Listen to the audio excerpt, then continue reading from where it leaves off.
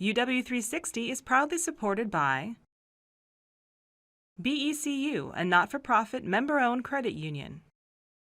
Pacific Office Automation, copy, print, workflow, and IT. Problem solved.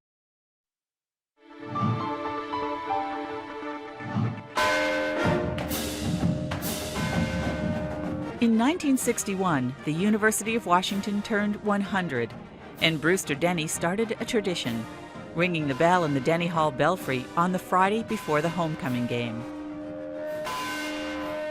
A very old bell, you know, headed for the campus in 1861, the year that the university was born. It was shipped around the Horn of South America and brought up to Seattle and installed in the Territorial University downtown Seattle. The bell called students to class and rang for important events. It could be heard all the way across Puget Sound. It was rung during the Great Seattle Fire in 1889 to warn people, and it was also rung at the time of the death of Abraham Lincoln. Brewster's great-grandparents, Arthur and Mary Denny, donated most of the land for that first campus. When the university moved to its current location in 1895, the first building on the site would eventually be named Denny Hall. The bell, installed in the belfry atop that first building, got a new name as well. And they named it the Denny Bell after they named it Denny Hall.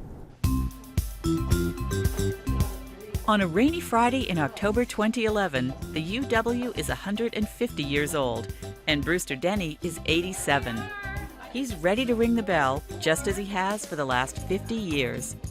Over time, it's become a family affair.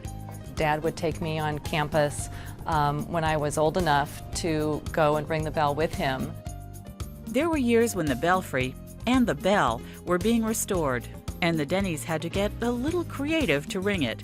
It was in this huge warehouse, and we had to go through the stacks of other artifacts that were being stored there at the time and ring it from there. But we did it.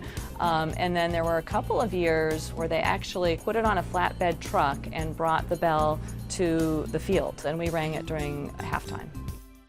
And one year, long ago, Brewster found the clapper missing, possibly stolen as a student prank. He had to improvise, but he made sure the bell rang. I went all the way up to the bell itself and found this piece of steel up there and hit the bell with it. Yay, Brewster. Great job, Brewster. Brewster can't climb the stairs anymore, but he pulls the rope from down below. His wife, Patricia, and grandchildren Ella and Jacob help out above.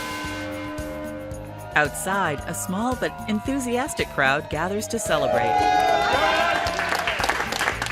Today, Brewster Denny achieved his goal to ring the bell for 50 years, and he's inspired new generations to carry on.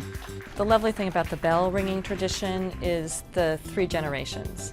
And that's the part that's meant a lot to me over the last 10 years, getting my children involved and having that connect to my childhood and them seeing that connection, but also just having that relationship to their grandfather. Go Huskies!